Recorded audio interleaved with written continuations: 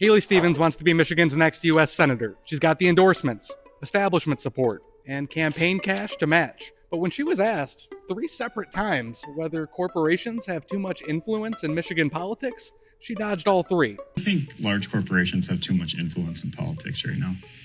I think the voice of the people is very important. And Is that a yes or no? I don't necessarily view it like that. Why not? I mean, this is a lot of energy on the Democratic side right now is on this. Well, what would be an example of that, Greg? Well, I was going to ask you that. Yeah. But you said...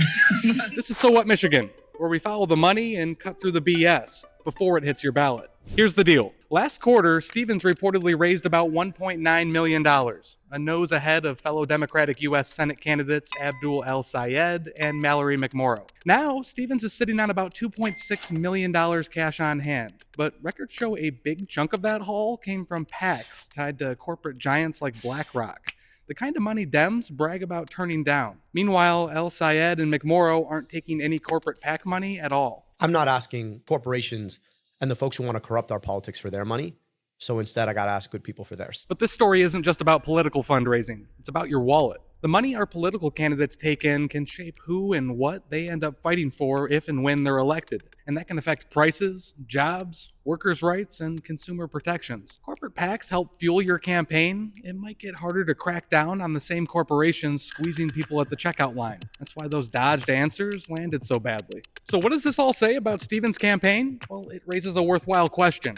Who will Haley Stevens fight for if she's elected next year? Right now, some political insiders are calling her campaign underwhelming. Some voters say they just haven't seen her out there. And those 3 missed chances to denounce corporate money, well, they just made things even worse. And this race is tight.